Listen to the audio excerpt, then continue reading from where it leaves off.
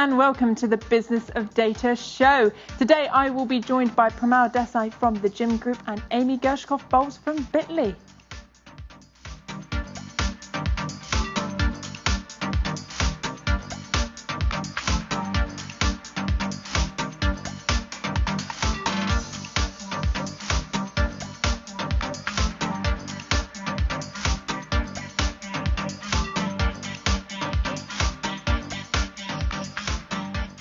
Hello there, my name is Catherine and I'm the Content and Community Manager here within the Business of Data team at Corinium, and it's a pleasure to have you joining us today.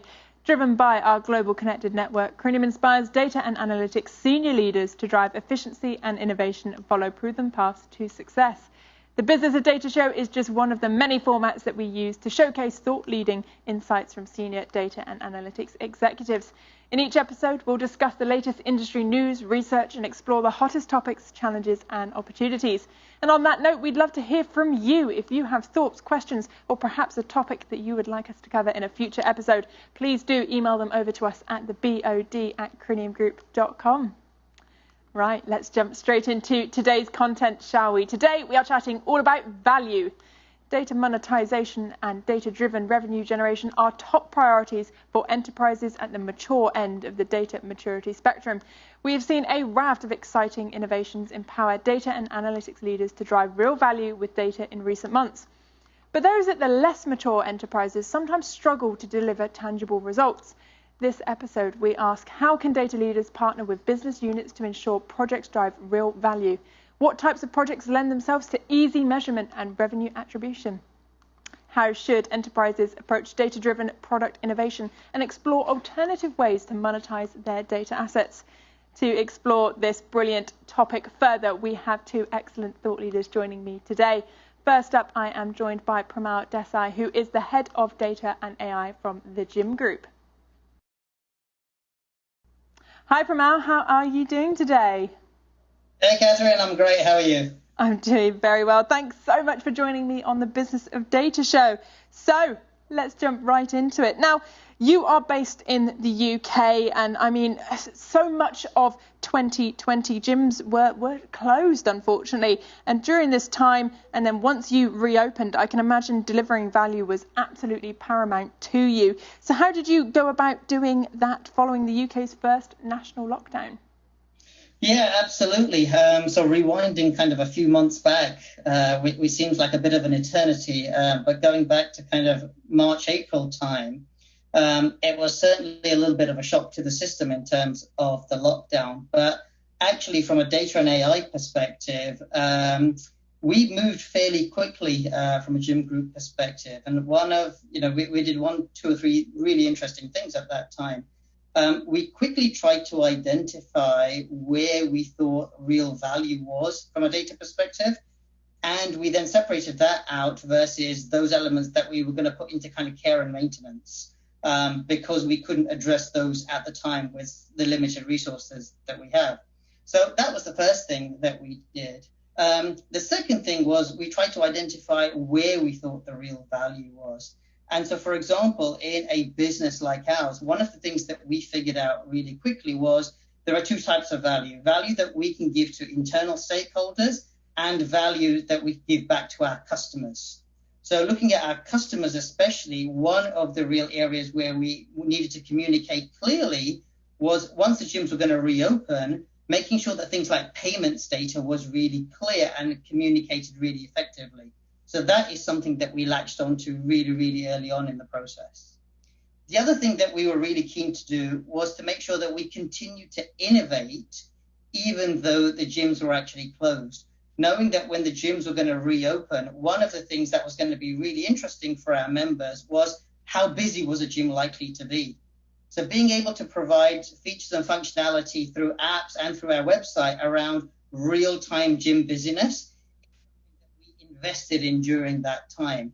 So again, making sure that we didn't kind of go into our shell, but actually we were on the front foot, knowing that at some point we were going to reopen, and actually making sure that we invested during that time. So I think that was really, really important for us.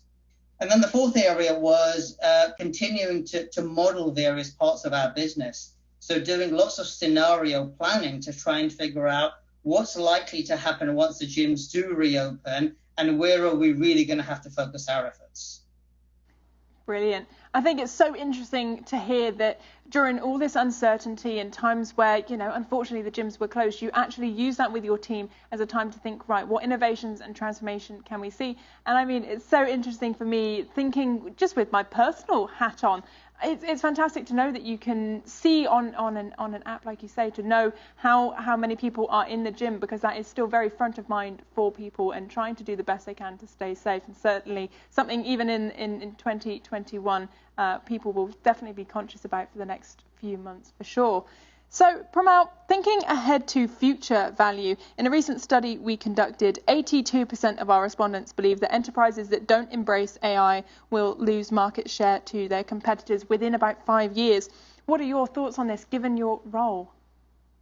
I'm really biased on this one, Catherine, I must say, and I totally agree with that sentiment. I think there's a couple of key words in that phrase that are really important for me. One is around embracing AI. And I think certainly the other organizations that I talk to, there are certainly pockets within organizations that are looking at advanced analytics, that are looking at machine learning, that are looking at AI. The key for me is how do we bring wider parts of businesses or wider parts of the enterprise along the journey? So for me, in terms of gaining that competitive edge from an AI perspective, I think the hearts and minds piece is going to be just as important as the technical piece. So making sure that we have, data literate organizations that go wider across the organization is really, really going to be key. So in a 5-year time span, for organizations to start figuring out what their key use cases are, where they feel the value really lies from their perspective and their industry, and then how do they bring their organization along on that journey? And that is really hard, but I think it's something that's going to be really, really essential for companies to dominate and therefore extract additional market share. So a follow-on question to that then is, what was your advice for a company who perhaps don't have their value statement nailed down? How would you advise them to go about really understanding that value and speaking the right language to the right people? Because as we know, you will probably translate this value very differently to the executive as you would the wider business. So how would you recommend going about that process? Because as you say, it's not easy.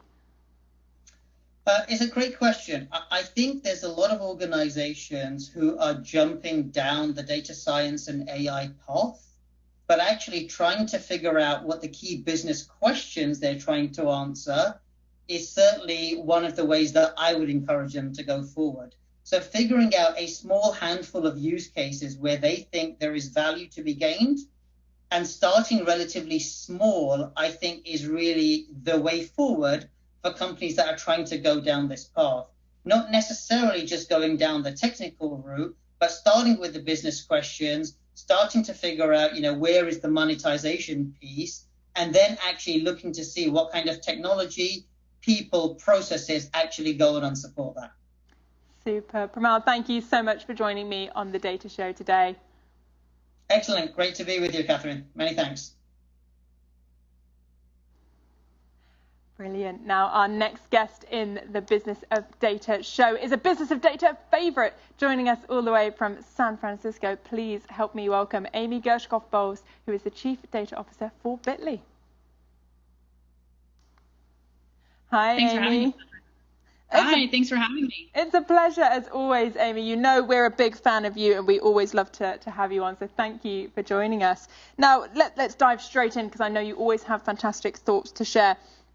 And I always tend to pick on you for advice. I see you as a beacon of advice for our audience. Now, what would your advice be to another leader who is struggling to tie performance metrics to their data and analytics projects? Is there a step they perhaps may have missed where value should have been defined and understood before the question even arose of what's the value in this? Why are we doing it? Yeah, Catherine, it's a great question. And one of the most important things to my mind before sort of embarking on a data and analytics journey like that is to really think about what are you trying to measure? What's the business outcome you're trying to achieve, and how will you measure it? Because one of the mistakes that I think a lot of companies make, especially if they hire one of their first data and analytics leaders, is they immediately want to measure everything. So they want to look at every possible product engagement metric, every possible marketing engagement metric. So they're measuring everything from and financial metrics as well. So they're measuring everything from revenue and OpEx to all sorts of product engagement metrics with particular features. If it's a digital product, they're looking at time in the app, time engaging with particular aspects of the website. On the marketing side, they're looking at email open rates and engagement on social. And so all of a sudden, the business becomes flooded with metrics. And what that means is that it's really hard to figure out how to actually move the needle for your business. And so the advice I always give is to have the entire business, the whole company, marketing, product, operations, finance, everyone, align on one metric that you're trying to move. And it's usually really hard, actually, for organizations to align on a single metric. But I'll give you an example. If you're looking at launching a new product, for example, you might look at aided or unaided awareness of the product or of your brand. You could look at visits to the app or time on site or conversion. But the reason it's important to pick one single metric is because often it's the case that if you move the needle on one metric, you're also going to move the needle on others, perhaps inversely, because all these metrics are related. So, for instance, if your goal is to get more traffic to your website, especially if you're a online or perhaps e-commerce business, perhaps your goal is more visits to the website. But as visits to your website go up, it's likely that conversion will go down. And so that's why it's really important to get clarity across the organization about what you're trying to measure. Pick one metric.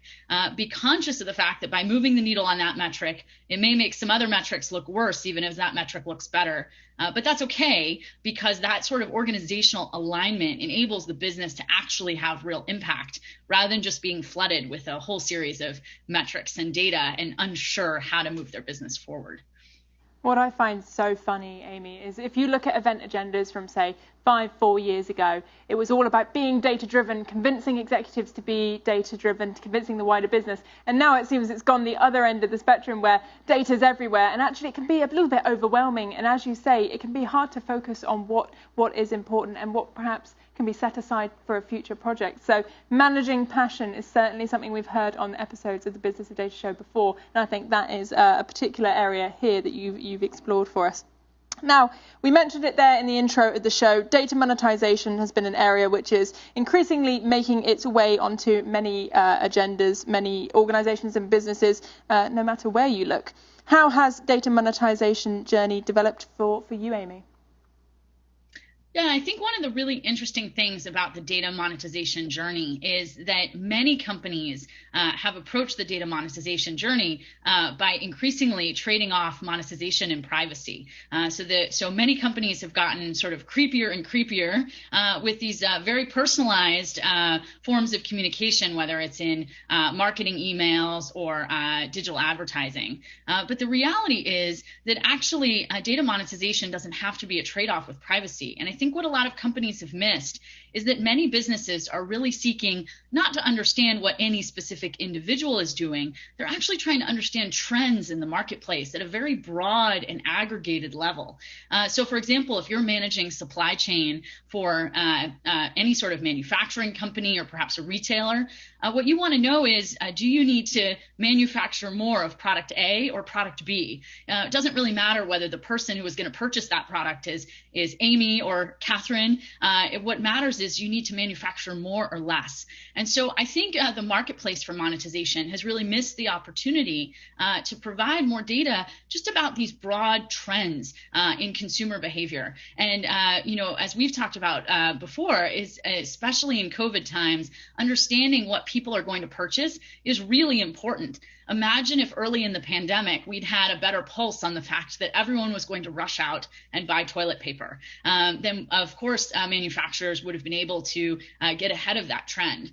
Similarly, throughout the pandemic, consumer demand in lots of sectors has been very different than normal. We're all, going to the movies less and taking fewer airplane trips, and we're buying more groceries. And specifically, apparently, according to the latest data I've seen, we're buying more pasta and pasta sauce, not a lot more vegetables, to be honest. So if that's the case, understanding those trends at a broad level can be very impactful from a manufacturing and a supply chain perspective, and it's still very privacy friendly. And so that's the route that I am seeing monetization going, and that I'm hoping more companies will be thinking about monetization from that broader trends perspective. Brilliant. And I think what you've touched on absolutely fantastically there is that it changes and that you have to change with it. So what you place a lot of value in one metric 1 year actually may not be something that you necessarily invest in another, because as you say, suddenly demand and that changing on a weekly basis, as we saw in 2020, suddenly what you measure and look at will change as well. So keeping your eyes and ears open to those data and analytics changes is going to be very important as well.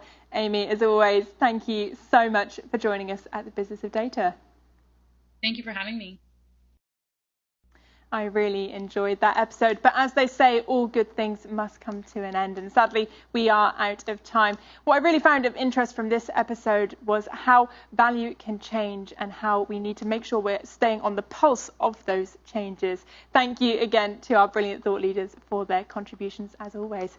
Be sure to subscribe to the Business of Data YouTube channel, follow our page on LinkedIn, and come and visit us at the Business of Data platform as well for more great content, insights and connections. Until next time, stay safe, stay well, and we'll see you soon.